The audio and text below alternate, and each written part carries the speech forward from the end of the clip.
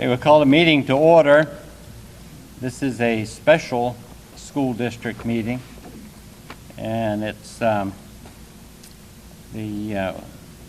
notice or the publication, the warrant would have said, the public information would have said that to the inhabitants of the Littleton School District, the town of Littleton qualified to vote in the school district affairs, you're hereby notified of the first and second sessions of the special school district meeting as follows. First session of the special school district meeting and the deliberative meeting.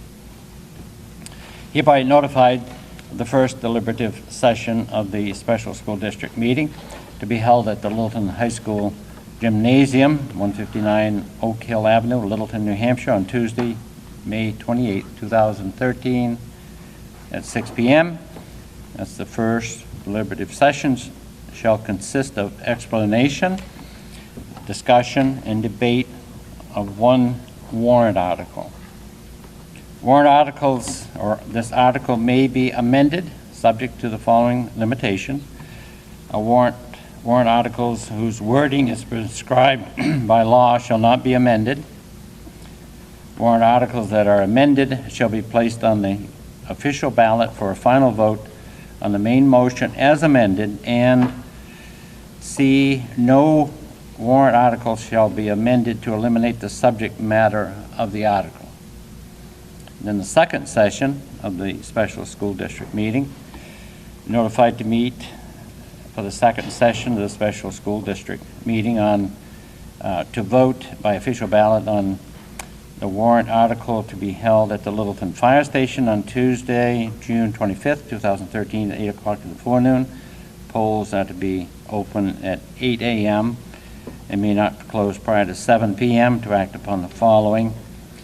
In this Article 1, proposed warrant article approving professional staff collective bargaining agreement, and the wording is as follows. Shall the district vote to approve the cost items included in the collective bargaining agreement reached between the school board of the Littleton School District and the Littleton Teachers Association, which calls for the following changes in salary and benefits at the current staffing level paid in the prior fiscal year, fiscal year 2013-14, and this is estimated increase / decrease from prior fiscal year, $605 as a decrease. 2014-15, an increase of $124,977. And year 2015/2016, increase of $127,413. And this is recommended by the Littleton School Board. And this was signed by the board. Before we get into discussion, introductions to my far left, Barbara Stone, school board member, Ann Wiggett, school board member, Allison Bolt, chair of the board, and Jim Annan to my immediate left. To my right, Keith Pfeiffer, superintendent, interim superintendent, Tom Mangles, business administrator, and Kate Paradise, who was Littleton School District clerk.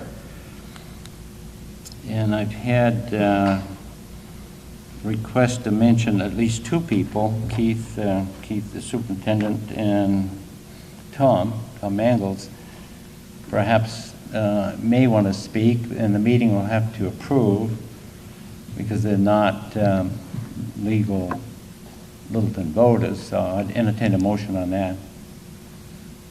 By a voter, yes, okay, so move. Second? Discussion?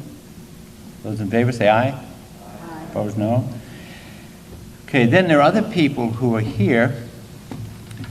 And if you want to speak or are asked to speak, we'd have to bring your request to the meeting, unless you request it ahead of time.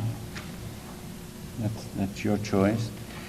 Now, the voters, just so that everybody kind of is aware of who the voters are, if you'd hold your card up and look around so you can see who the voters are. So, very good. So if you're a registered voter in Littleton, then encouraged to participate as the warrant provides. As we do at regular meetings, self-limitation seems to work best. Prepare your remarks in advance. There will be a mic in the middle. It's being prepared now. So you can just speak to the middle, and for convenience, just join the line, get in line.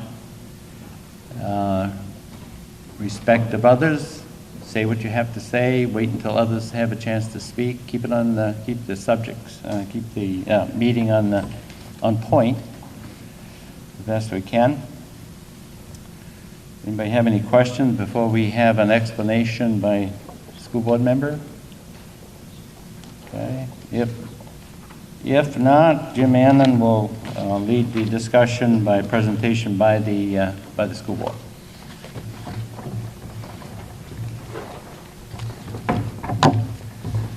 Well, good evening, everyone, and thank you for coming, taking your time out of this beautiful afternoon to be here with us.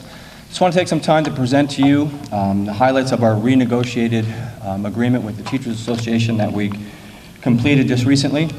I want to go over the highlights of that, but I also want to commend the Teachers Union for coming back to the bargaining table again after a difficult loss at our last town meeting of 73 votes. And we just want to commend them for being willing to come back to the table and discuss some of these points again. So what I want to do is give you the highlights of what we renegotiated, and also let you know that we did have a meeting with the Budget Committee recently, and what we are presenting to you has been endorsed by the Budget Committee. So I'll go through the main points, and please feel free at the end of this, if there's specific questions, we'll be glad to answer them. If I can't answer them, I'm sure one of the individuals here will be able to fill you in on the details. Did you all get your handouts when you walked in? So I'll make reference to some of those. If you didn't, I believe they're in the back. Yes? No? Yes. Okay. Just to give you a couple of points as we go along here, these are changes that we made to the rejected December 14, 2012 tentative agreement based on some feedback we got from different sectors of the community. We went back to the Teachers Union with some of our concerns and some of your concerns, and we began the process of renegotiating. Negotiations were again open and fair and frank. We believe there was honesty on both sides of the table and a willingness to work. So we want to present to you some of the areas that we focused on to bring some resolution to some of the outstanding areas. The first thing, in Section 7, we're dealing with the salaries. The way our salary schedule works with the teachers, if you have your salary schedule, you'll notice a couple different aspects to it. There's a grid there. We call the vertical parts of that grid steps. And there are 16 steps on that scale, and each step has a different pay indication there. And we also have a horizontal component, which is related to the amount of education individual teachers have that would indicate their basic starting salary. From there, that's on your salary schedule if you have it, not particularly on the slide at the moment. I just want to make reference to that and make sure you see what that is. So also make sure you understand what we're talking about when we say cells. The cell is the individual step that the teachers would increase in each year as they go through this. The number indicates the years of service and or the amount of education as indicated by the horizontal components.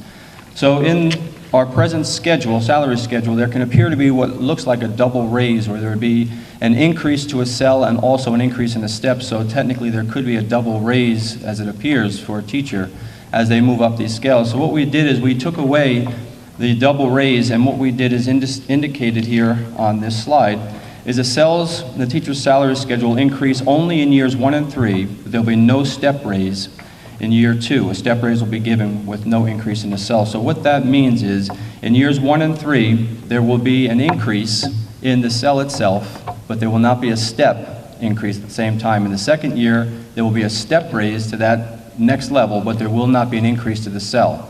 So it will be only one or the other. It will not be both in the same year.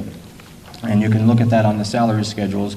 They're listed out there for each of the 3 years of the contract, so you can get a picture for what the overall picture looks like.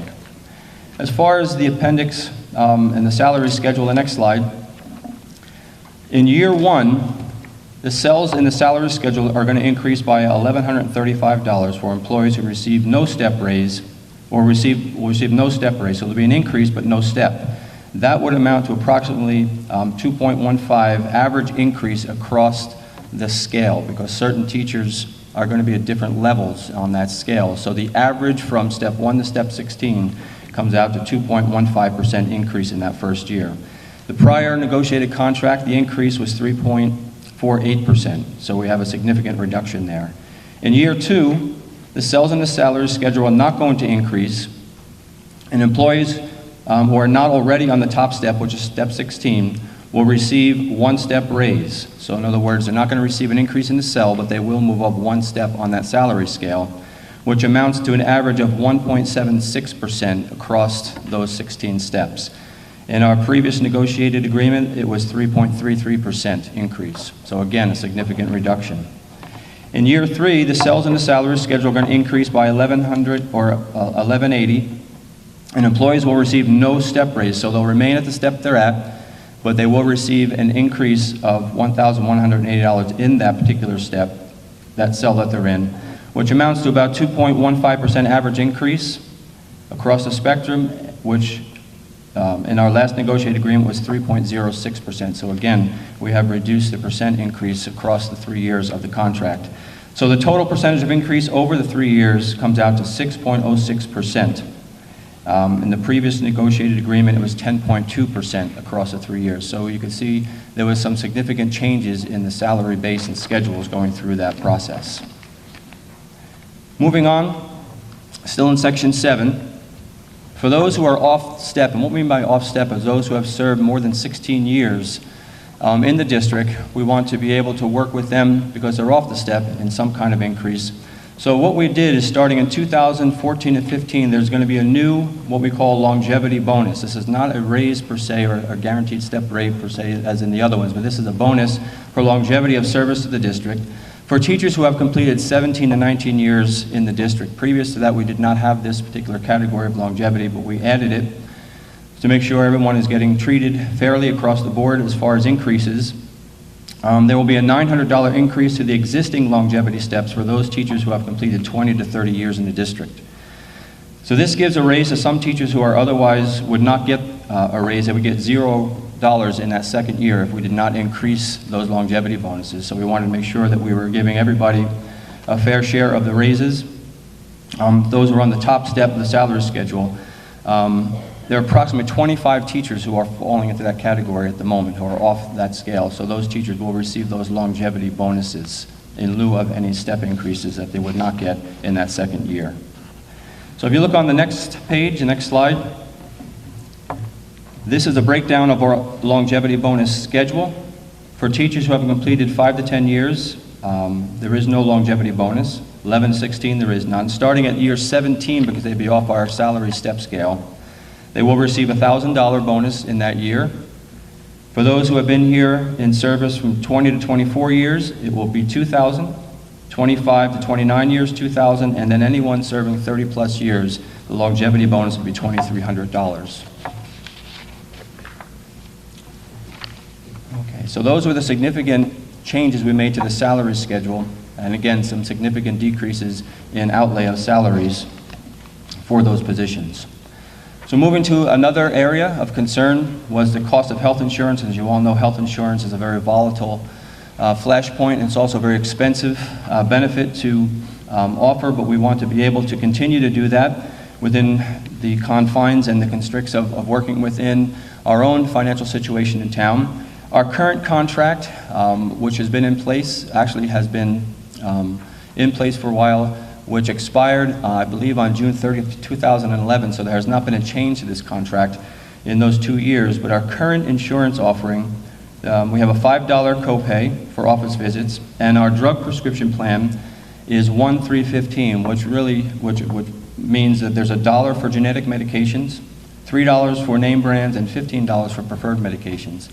In our renegotiation, we have come to a different agreement with a new plan, which will be a 10-20-45, which means that now generic drugs will be $10, name brand $20, and preferred $45, and we've also increased the copay from $5 to $20. So there is now a $20 copay as opposed to a $5 copay. The teacher share in the driver for the HMO health insurance will remain at 19%. This is very consistent with other schools in the district as far as health insurance offerings. We did our homework, we did some research and found the different schools in the area and compared apples to apples. And we're right in the competitive mix of what schools are offering. Some are offering less, some are offering more. But we believe we're right in line with where we should be with the economy of our region. Now, should this be ratified, that will amount to about $125,000 in savings in the first year of this contract for insurance payments, which is approximately 16.5 cents on the tax rate. So that's, again, significant savings in insurance. We did talk about some other options with deductibles, different rates of deductibles. We found a couple of things. One, there was not a lot of openness to talk about deductibles, and the second thing in our research, we found that some of the deductible plans were actually more expensive than the plan that we had offered, so we feel we got the best deal in the situation we were in to be able to meet all the needs that were present at the table at that moment. So if you want to take a look at the overall cost, again, the salary and the health insurance are the main drivers in the cost of this program, the increase in this contract. If you look at the chart, next page, it outlines the different increases that will be seen if this contract is ratified. In salaries, which includes the salary plus the FICA, the Medicare, the retirement. Is there anything else in there, Tom, that I forgot? No, so those are the main areas that would be in those salaries. And if you can see across the horizontal plane there's 2013-14 all the way over to 2015-16 for a 3-year total of $277.8 thousand over those 3 years in salaries. For the longevity, which would not be on the salary scale, if you look at those 3 years of the contract, it will add up to $31.7 thousand.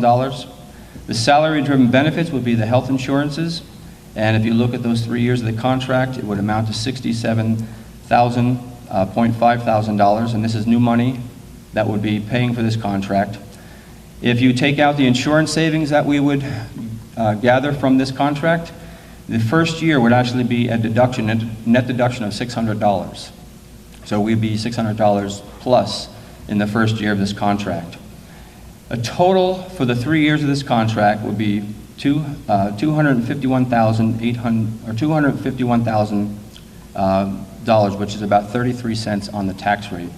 Prior negotiated agreement was $473,000, which was 63 cents on the tax rate. So again, significant savings, approximately in half. We were able to bring this through the course of these 3 years.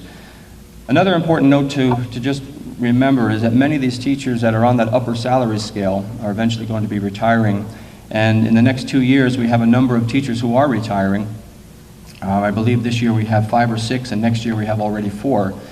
And these teachers who are on the upper end of the salary scale obviously are going to be replaced with teachers who are not as quite high on the salary scale. So over the course of these 3 years, we really believe that in replacing the teachers who have been here the longest and replacing them with teachers who are not going to be as high on the salary scale, it should just about pay for itself as far as outlays of new money and savings that we would have. So I think that's a pretty important component to remember when considering this contract.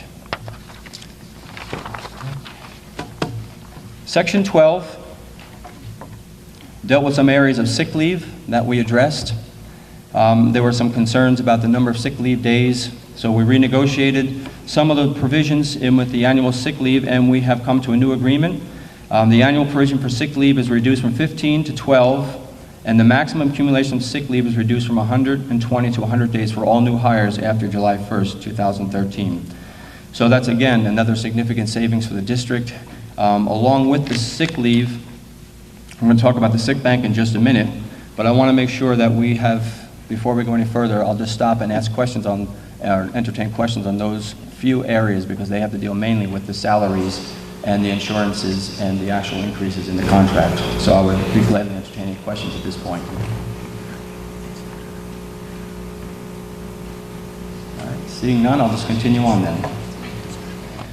One of the really important things that we worked very hard in negotiating the first contract was some language changes, and it may not appear on the surface that language changes really amount to much in the overall budget, but in long-term paradigm shifts and just heading in a different direction, Some of the language changes that we were able to negotiate fairly across the table are really significant, and it really lends itself to heading in the right direction as far as getting the best overall education for our school district. So in Section 7, it talks about some heightened performance standards for teachers to receive step raises in the years that the step raises are given. After 3 to 5 years, a teacher must be proficient or better in at least 3 domains. The existing contract requires only 2. So we increased the number of domains that a teacher has to be proficient in order to receive a step raise when those years that the step raise is given. And then after 6 years, we're going to require that all teachers are proficient in all domains. The current contract only requires 3 of the 4 domains for proficiency. So we've upped the ante as far as heightened performance. And again, this was something that our teachers are right on board with because they want the best education for our kids as well as we do. So this was something that we're moving forward in, and we believe it's going to benefit everyone long term. Another language change that is important going forward, we were able to increase the insurance opt-out incentive. Excuse me? Question? Yeah. You want me to go there? Yes. It goes back to the last one. Okay. Mary Edick, what is a domain? Excuse me? What is a domain? A domain is an area where a teacher will be evaluated. I'm going to let Keith Pfeiffer explain what those domains are, because I don't know all 4 of them off the top of my head. We use a Danielson system, which has 4 domains. The first one usually deals primarily with instructional delivery. There's things like preparation, class management, and we rate everybody on the 3, and then there's a 4th that comes at the end of the year as a result of their instructional preparation and improvement. Teachers are required to take 150 hours every 3 years of instructionally related improvement or behaviorally related improvement. If you want to stop over sometime at the White House across the street, I'd be glad to show you those. What are the other 3 domains? Those were all, Those are all 4. Okay. I mean, the biggest part for us is how you prepare to teach, how you teach, how you meet the needs of all learners moving forward. We also have a part about performance on state and national tests that we give in the district. So those are the basis of it, but I'd be glad to show you those specifically. There's a rubric that goes with those.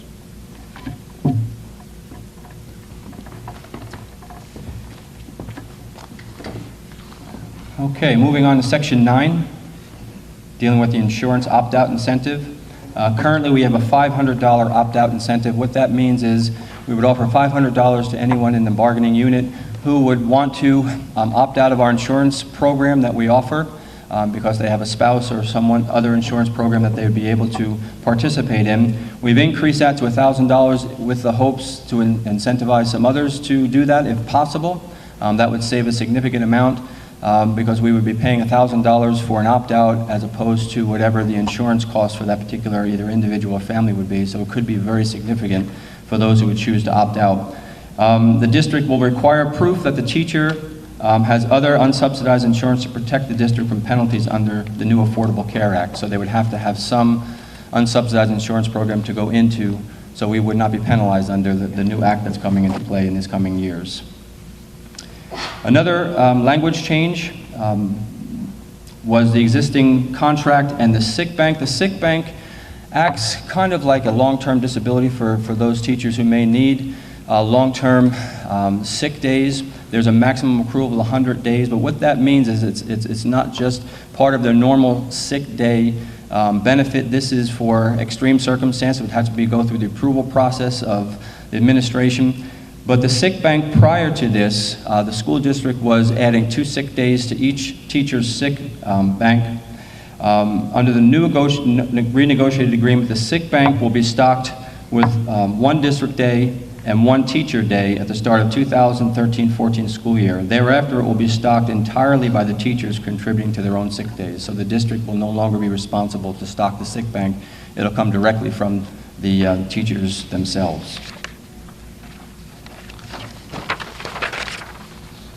Under Section 14, another improvement, which the rate for course reimbursements. Under the current contract, the course reimbursement rate is at the UNH rate of $750 per credit hour.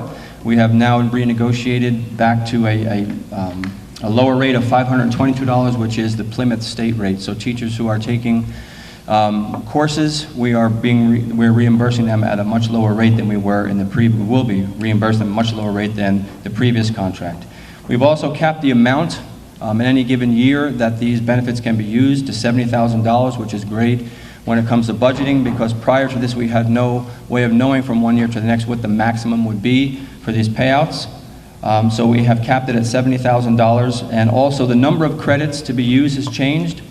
6 of the 12 possible credit hours for course reimbursements are required to be in the teacher's current subject area.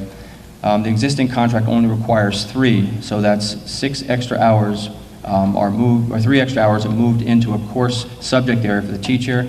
And the existing ones can be used in other areas, because we would encourage teachers to be dual certified, because that's only a benefit to the district. So we're encouraging that by changing the wording there and also changing the reimbursement rate. Article 19 is another very important change in language, is a reduction in force.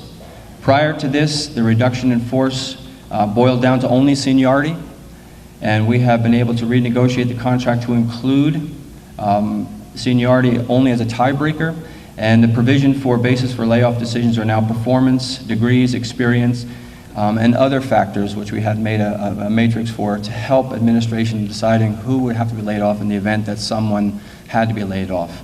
But seniority is no longer used as the sole indicator. It is now a tiebreaker in that process.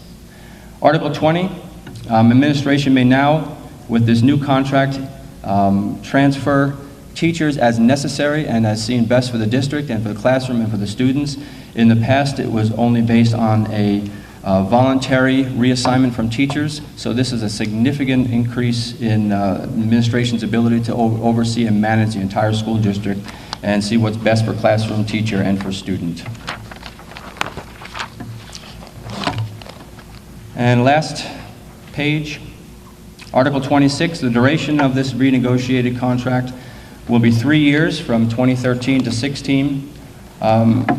We felt it was important to get 3 years out of the contract.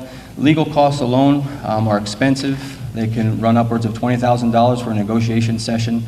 And depending on how many negotiation sessions we have in these contract rounds, it could be very time-consuming for all parties involved. So we feel if we get a good contract with some good terms, that 3 years is probably the best overall arrangement. And then finally, throughout the duration of this contract, the renegotiated agreement, all co-curricular stipends will be frozen at the 2010-2011 level. So there'll be no increases in those teachers who are doing co-curricular activities as far as their salary scales are concerned. So that's the overview of the highlights of what we have renegotiated, which we want to present to the voters at the end of June. So we would like to entertain questions if there are any questions. I'm sure we could answer those at this point. Can I go back to teachers' health? Sure. First of all, I want to say that the Association of School Boards Excuse me just for a second. I might have missed it. Did you announce your name? Thank you. I just wanted to make a couple of comments. Sure. I opposed the contract due to the fact that there wasn't a deductible. And part of that reason was because it is a 3-year contract. And looking at numbers, looking at possible savings to the district and also to the teachers, I feel that we have to make a comment about that here. We're in a very good position as a school district. We are 26th in the ranking of beginning pay out of 157 school districts in the state. We're not 26th. Compared to other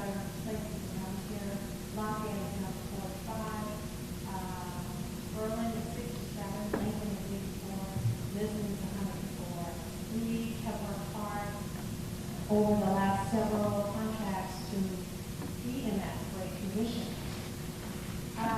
But looking at trying to control the cost of insurance, it is very difficult. And in the past contracts, we tried to do so by having a cost sharing of premium.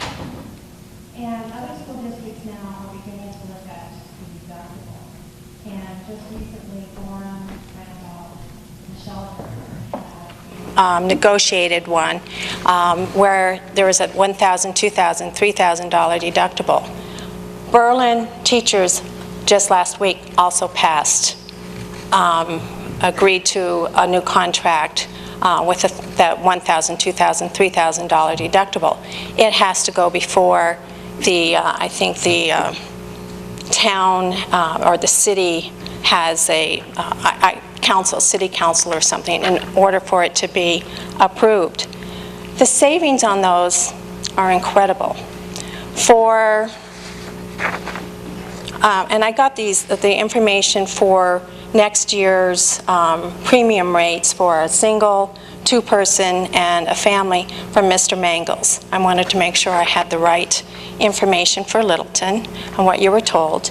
And I also called Gorham basically to find out what their rates would be for next year. They too have a $20 copay. They too went up on their RX to match what Littleton will have. And they did go with the $1,000, $2,000, $3,000. They do pay 20% of their premium on the cost sharing. The difference in 1 year is $3,000 for a family plan. So for the teachers to consider 19% savings on $3,000, for the school district to consider it over 3 years, the teachers on a family plan would save approximately $1,700. And the school district, whether they picked up part of the deductible, all of the deductible, or none of it, what occurs is they only pay the deductible if it is used, if the incident has occurred. For instance, going into the hospital, having an MRI, having a baby. That's Gorham has offered to pick up the total deductible if it is needed. They plan on saving a considerable amount of money on that. And for the Berlin teachers, they figured that they would save $1,400 out of pocket expenses in 1 year. So as great as this contract is, and it is, I commend you, I'm not criticizing it. I just feel waiting 3 years to be able to gain some of those savings is really hard for, and hard explanation to the taxpayers who place these people in the top quartile, have built wonderful schools. We have schools to build still, but not to consider it for 3 years, I think is really hard to understand. And I know that the school board and the Littleton Teachers Association sort of talked about it, but I don't think they really looked at it in depth. So that's my only concern, is that this is money that we possibly don't have to spend, and we're ignoring that topic. Otherwise, I think you guys did a great job. I have no criticisms, but I wish that topic would be discussed in deeper detail going forward. Thank you, Diane. Keith, anybody want to say anything?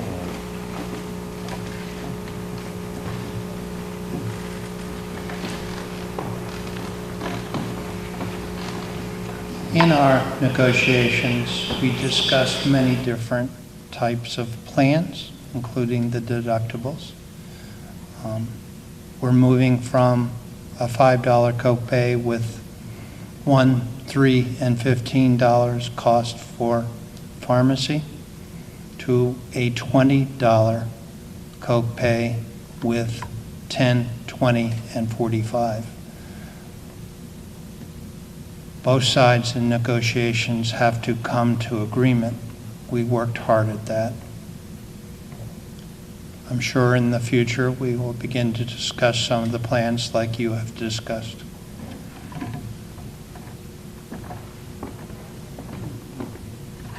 To agree that you have done some incredible negotiating, but these other school districts have also agreed to that. So they did make the change as well.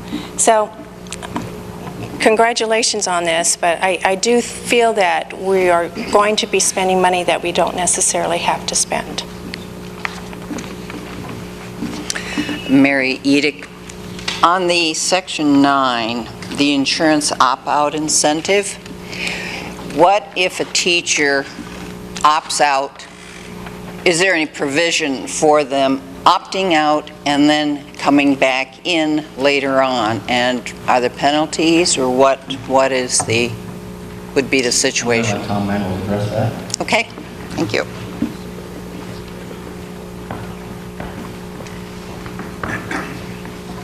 We have what's called an open enrollment period. At the beginning of each year, all the selections are made, and unless there's what the government refers to as a life-altering event, birth, death, divorce, there aren't any changes for the balance of the year. So if someone had opted out, there would have to be a significant event in their life to get back in after the plan had begun for the year. And if that were to happen, then certainly any incentive would be forfeited.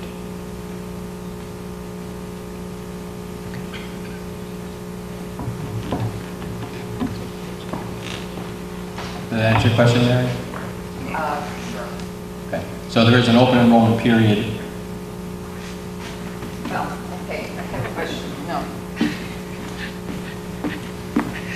So is this $1,000 incentive yearly or once? Each year. Each year? Because we have okay. Insurance each year. Okay. Thank you. Thank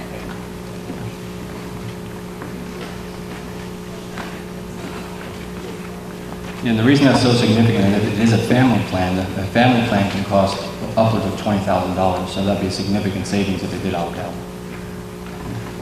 I'm Jan Edick, and I'm back on the life-altering events. I wonder if the spouse gets terminated involuntarily on their employment, as has happened to me, and thus no longer are covered by their insurance, is that considered a life-altering event for the teacher? I'm getting nods over here, yes. Okay, good. Any other questions, comments?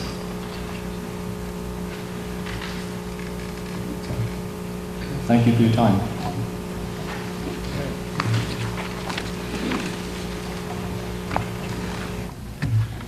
Okay, questions, comments from anyone in the audience?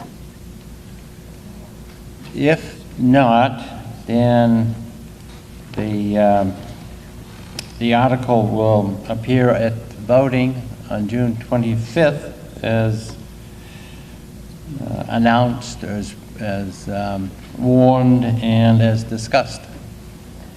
So you're ready for the vote on that? Yes. Those in favor say aye. Aye. Opposed, no. Okay, it's by your vote, unanimous vote, I would say, that this article will be placed on the warrant as presented for that special meeting, the second phase of it, on June 25th. So with that, we will adjourn. Thank you.